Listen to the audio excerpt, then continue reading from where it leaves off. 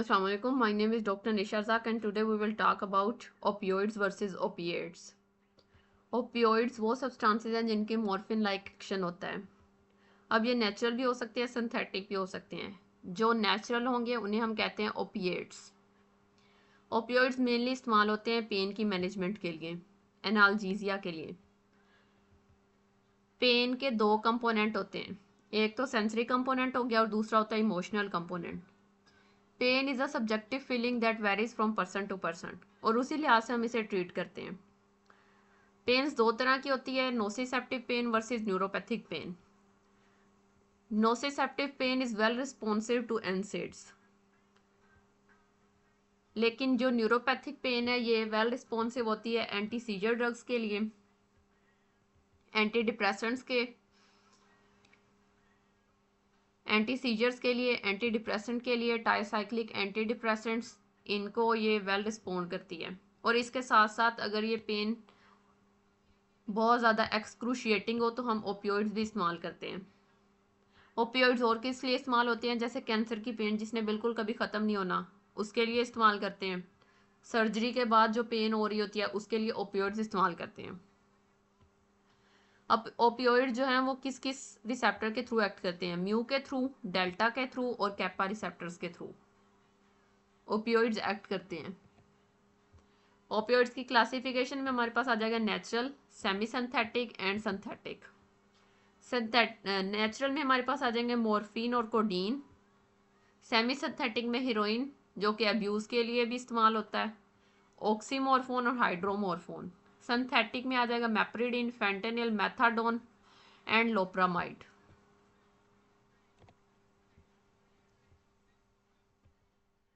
Receptor agonist, जो mu receptor agonist हैं वो कुछ का होता है कम्प्लेक्स सेक्शन, जो कि होते हैं मिक्स एगोनिस्ट भी होते हैं और एंटागोनिस्ट भी होते हैं, और प्योर ओपियोइड एंटागोनिस्ट।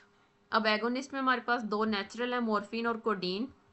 मॉर्फिन ज़्यादातर इस्तेमाल करते हैं और जो कोडीन है वो इस्तेमाल होती है फॉर कफ, एंटीटसिव है codeine, C for codeine and C for cough. Semi synthetic में आ जाएगा diacetylmorphine and pholcodine. Synthetic में आ जाएगा pethidine, meperidine, methadone, fentanyl. Fentanyl जो है और मेथाडोन है ये ज़्यादातर इस्तेमाल होती हैं कैंसर की पेन के लिए,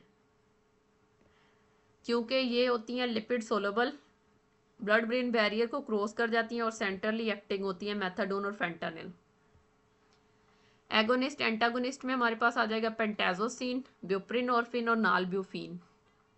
पेंटाजोसिन और ब्यूप्रिनोर्फिन दोनों का अपोजिट एक्शन है। जो पेंटाजोसिन है ये कैपा के लिए एगोनिस्ट है और म्यू के लिए एंटागोनिस्ट है, और जो ब्यूप्रिनोर्फिन है ये म्यू के लिए एगोनिस्ट है लेकिन कैपा के लिए एंटागोनिस्ट है।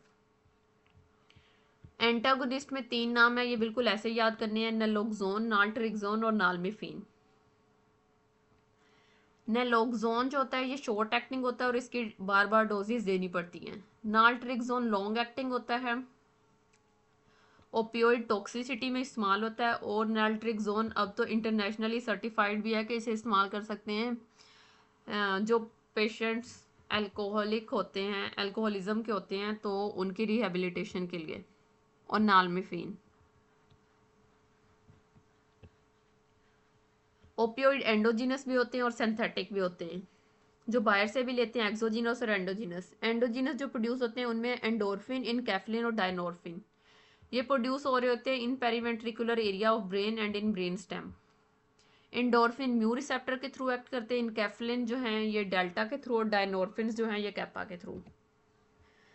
मैकेनिज्म ऑफ एक्शन इनका क्या है, इनके जितने भी होते हैं सारे म्यू रिसेप्टर्स या हो गए या कैपा हो गए या डेल्टा हो गए, ये सारे होते हैं जी प्रोटीन कपल्ड रिसेप्टर, और कपल्ड किसके साथ होते हैं, जी इनहिबिटरी प्रोटीन के साथ। इनके तीन एक्शन याद कर लेने हैं, एक प्री साइनेप्टिक पे और दो पोस्ट साइनेप्टिक पे। प्री साइनेप्टिक पे क्या है कि कैल्शियम चैनल के ब्लॉकर होंगे जिसकी वजह से न्यूरोट्रांसमीटर के रिलीज को इनहिबिट करेंगे। पोस्ट साइनेप्टिक पे हमारे पास आ जाएगा पोटेशियम के इफ्लक्स को प्रमोट करेंगे और क्लोराइड के इनफ्लक्स को। तो दोनों की वजह से जो पोस्ट साइनेप्टिक मेम्ब्रेन है उसमें प्रोड्यूस होगी हाइपरपोलराइजेशन और न्यूरोट्रांसमीटर का इन पर एक्शन नहीं होगा। पहले देख लें कि मॉर्फिन के यूजेस क्या हैं, मॉर्फिन किस किस चीज़ के लिए इस्तेमाल करते हैं। तो सबसे पहले हमारे पास आ जाता है एनाल्जीसिया, दूसरा एनेस्थेटिक, तीसरा एंटीटसिव्स जिसमें हम कोडीन और डेक्स्ट्रोमेथोर्फिन वगैरह इस्तेमाल करते हैं। चौथा हमारे पास आ जाएगा एक्यूट पल्मोनरी एडीमा, क्योंकि जो मॉर्फिन वगैरह है ये करवाते हैं वेजोडाइलेशन।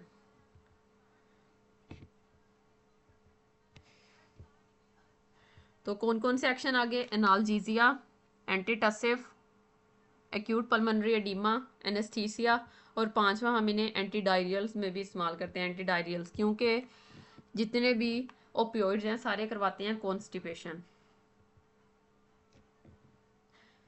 जो फेंटानिल और मेथाडोन है उनको हम इस्तेमाल करते हैं कैंसर की पेन के लिए। और जितने भी ये होते हैं ओपियोइड्स इनको इस्तेमाल किया जाता है एसिटामिनोफेन के लिए। तो जो पेन मैनेजमेंट है वो इम्प्रूव हो जाती है फिर इससे। मॉर्फिन के साइड इफ़ेक्ट क्या हैं? मॉर्फिन से याद रखना है कि ये सब कुछ जो है डाउन कर देती है। बीपी डाउन जाएगा, ब्रेडिकार्डिया होगा, हाइपोटेंशन होगा, पेशेंट सिडेटिव होगा, ड्राउजीनेस फील करेगा, नोजिया वोमिटिंग। नोजिया वोमिटिंग किस वजह से होती है कि जो होते हैं ओपियोइड ये कीमो रिसेप्टर ट्रिगर जोन को एक्टिवेट करते हैं, तो उसकी वजह से आ जाएगा nausea vomiting. Itching, respiratory depression, miosis. कोई भी पेशेंट आता है मॉर्फिन टॉक्सिसिटी के साथ तो उसमें पिन पॉइंट प्यूपिल और रेस्पिरेटरी डिप्रेशन होगा, तो जी से लेबल कर दिया जाएगा कि ये आया है मॉर्फिन टॉक्सिसिटी के साथ। और ये इन दोनों पे एक्शन है कि इसने जीआईटी की मूवमेंट को भी रोक देना है और जो यूरिनरी सिस्टम है उसकी मूवमेंट को भी रोक देना है। तो इसकी वजह से होगा यूरिनरी रिटेंशन एंड कॉन्स्टिपेशन। ये दो मस्ट, इन दोनों को भी याद करना है और बाकी डाउन के थ्रू याद कर सकते हैं इनके जितने भी साइड इफेक्ट हैं। इधर लिखा हुआ है ओपियाड, ओआईसी एंड एल्विमोपेन। ये क्या लिखा हुआ है? ओपियोइड इंड्यूस्ड एंड्रोजन डेफिशिएंसी, ये इसका बड़ा इंपॉर्टेंट साइड इफेक्ट है। एंड्रोजन की डिफिशिएंसी होगी तो इनफर्टिलिटी के साथ भी पेशेंट प्रेजेंट करते हैं जो क्रोनिक मॉर्फिन यूजर होते हैं। OIC, opioid induced constipation. जो कॉन्स्टिपेशन है इसके लिए बिल्कुल भी टॉलरेंस जो है वो डेवलप नहीं करती। कॉन्स्टिपेशन इसका मस्ट साइड इफेक्ट है और इसी हम चीज़ को इस्तेमाल करते हैं एंटी डायरियल्स में। इसी एक्शन को हम इस्तेमाल करते हैं एंटी डायरियल्स के लिए। और एल्विमोपेन हम इस्तेमाल करते हैं ओआईसी को ओवरकम करने के लिए। जो पेशेंट एनाल्जीसिया के लिए ले रहे होते हैं तो उन्हें कॉन्स्टिपेशन साथ लाजमी हो जाता है, तो उसके लिए हम एल्विमोपेन इस्तेमाल करते हैं। ये हमारे पास एक और टेबल आ गया। मियोसिस करवाते हैं, sedation, respiratory depression, hypotension, infrequency, constipation and urinary retention, nausea और एमोसिस। मॉर्फिन की ड्रग ड्रग इंट्रैक्शंस क्या हैं? मॉर्फिन क्योंकि खुद एक सीएनएस डिप्रेसेंट है, सब चीज़ों को लो एंड स्लो कर देता है, तो इसलिए इसे सीएनएस डिप्रेसेंट्स के साथ इस्तेमाल नहीं करना, सिडेटिव्स और हिप्नोटिक्स के साथ, जैसा कि बेंजोडायजेपिन्स हो गया, फेनिटोइन वगैरह हो गया, तो इनके साथ इन्हें इस्तेमाल नहीं करना। दूसरा, इन्हें एंटीसाइकोटिक्स के साथ इस्तेमाल नहीं करना। तीसरा, इन्हें मोनोमीज ऑक्सीडेज इनहिबिटर के साथ इस्तेमाल नहीं करना, क्योंकि जो ओपियोइड्स होते हैं वो खुद नोरेपिनेफ्रिन के रीअपटेक को इनहिबिट कर रहे होते हैं, तो इसलिए इनके साथ भी इस्तेमाल नहीं करना। और pure agonist with partial agonist, ये कम्बिनेशन भी इस्तेमाल नहीं करना, जो इससे एनाल्जीसिया का इफेक्ट है वो कम हो जाता है। ये होगी इसकी ड्रग ड्रग इंट्रैक्शंस। किन किन के पेशेंट्स में इन्हें इस्तेमाल नहीं करना? जो पेशेंट हेड इंजरीज क्यों? क्योंकि ये इंट्राक्रेनियल प्रेशर को इंक्रीज कर सकते हैं। एजमा, सीओपीडी, ऑलरेडी वो उनकी जो ब्रीदिंग है वो कॉम्प्रोमाइज्ड है, तो रेस्पिरेटरी डिप्रेशन होगा तो ये डेथ के कोज हो सकते हैं।